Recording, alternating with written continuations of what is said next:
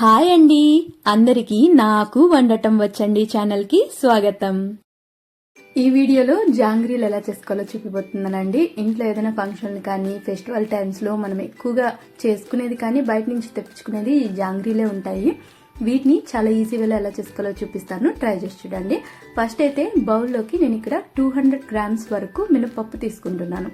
ఈ 200 గ్రాముల మినపప్పు అనేది మనము పొట్టు లేని ముడి మినపప్పుని తీసుకోవాలి. దీన్ని వాటర్ పోసి 3-4 సార్లు నీట్గా కడిగేసుకోవాలండి.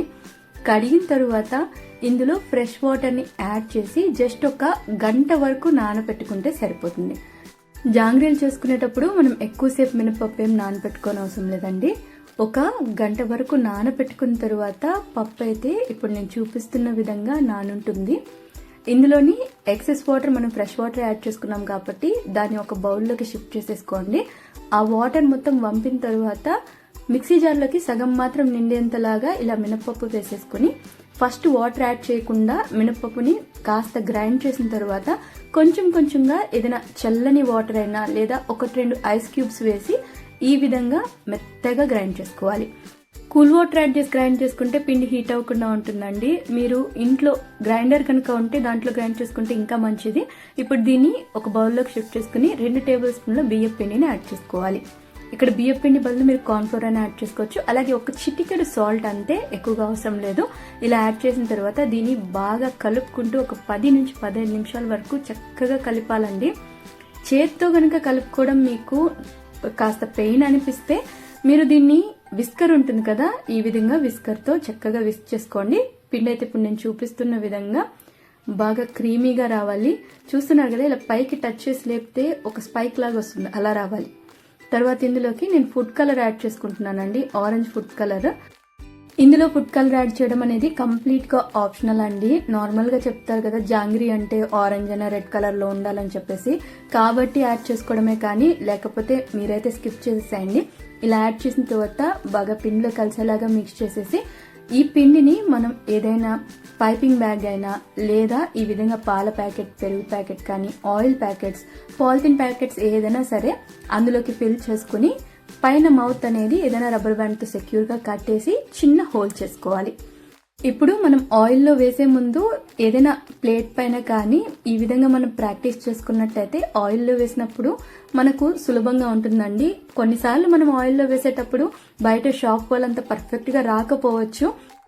అలాంటప్పుడు ఈ విధంగా చిట్టి జాంగ్రీలు చేసేసుకోవచ్చు అనమాట. తర్వాత బౌల్లోకి 200 గ్రాముల షుగర్ తీసుకుంటున్నానండి. నార్మల్గా అయితే 200 to 400 గ్రామ్స్ వరకు పడుతుంది.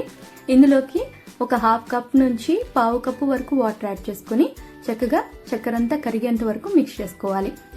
నేను పాకం ఒకేసారి ప్రిపేర్ చేయడం లేదండి, హాఫ్ చేస్తున్నాను కాబట్టి ఫస్ట్ 200 గ్రామ్స్ అనమాట. ఇలా మొత్తం కలిపిన తరువాత పాకం అయితే మనకు జస్ట్ చిన్న తీగ పాకమే, లైట్ గా అలా మనకు చేతికి జిగడగా తగలాలి. నార్మల్ గా మనము గులాబ్ జాములకి పాకం ఎలా చేసుకుంటామో ఆ విధంగా వస్తే సరిపోతుంది. ఈ విధంగా చేసుకున్న తర్వాత దీన్ని మనం ఎక్కువసేపు ఏం ఉడికించుకోకూడదు. స్టవ్ ని ఆఫ్ చేసేసి ఇందులోకి మీరు రోజ్ వాటర్ ఎసెన్స్ అయినా లేదంటే నార్మల్ ఇలాచీ పౌడర్ ఒక 1/2 టీ స్పూన్ అంతా యాడ్ చేసుకోండి. అలాగే ఒక 1/2 టేబుల్ స్పూన్ అంతా నిమ్మరసం యాడ్ చేసి దీన్ని కలిపి పక్కన పెట్టేసుకోండి. మనం జాంగ్రీని వేడివేడిగా గోరువెచ్చటి పాకంలోకి వేసుకోవాలి. కాబట్టి మనం జాంగ్రీని ప్రిపేర్ చేసే ముందే పాకాన్ని ప్రిపేర్ చేసి పెట్టుకోవాలి. ఇప్పుడు బాగా వేడిగా ఉన్న ఆయిల్లోకి మనం ప్రిపేర్ చేసుకున్న పైపింగ్ బ్యాగ్ లో కానీ లేదంటే పాల ప్యాకెట్లో పిండి రెడీ చేసి పెట్టుకున్నాం కదా, దాన్ని జాంగ్రీలు వేసేసుకున్నట్టు వేసేసుకోవాలండి. మీకు షేప్ రాకపోయినా పర్లేదు, మనమేం బయట షాప్స్ లో లాగా ప్రొఫెషనల్స్ కాదు కాబట్టి ఇంట్లో మనం 4-5 సార్లు చేసినా సరే షేప్ లో కొన్ని చేంజెస్ తప్పకుండా వస్తాయండి, పర్లేదు. ఈ విధంగా మనం ప్రిపేర్ చేసుకున్న తర్వాత ఒకవైపు కాగనిచ్చి మరోవైపుకి వీటిని ఫ్లిప్ చేసి 2 వైపులా చక్కగా కలర్ అయితే చేంజ్ అయిపోవాలి. ఈ విధంగా కలర్ చేంజ్ అయ్యేంత వరకు ఫ్రై చేసుకోండి. మరీ క్రిస్పీగాను ఫ్రై అవ్వకూడదు, అలా అని సాఫ్ట్ గా కూడా ఉండకూడదండి. మీడియం రేంజ్ లోకి మనం వీటిని ఫ్రై చేసుకోవాలి. ఈ జాంగ్రీలు చేసే ప్యాన్ అనేది గుంతగా రౌండ్ గా కాకుండా కాస్త ఫ్లాట్ గా వెడల్పుగా ఉండేలాగా చూసి తీసుకోండి.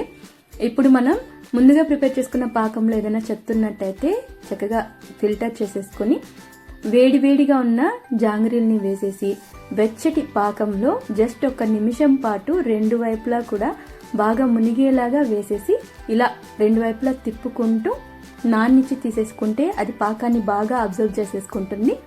అంతే అండి, టేస్టీగా జాంగ్రీలు అయితే రెడీ అయిపోయాయి. చాలా ఈజీగా చేసేయచ్చు, టేస్ట్ కూడా చాలా చాలా బాగుంటుంది. ట్రై చేసి చూడండి. ట్రై చేసి నచ్చినట్టయితే లైక్, షేర్ ఇంకా కామెంట్ చేసేయండి. ఛానల్ని ఇంతవరకు సబ్స్క్రైబ్ చేసుకున్నట్లయితే తప్పకుండా సబ్స్క్రైబ్ చేసేసుకోండి.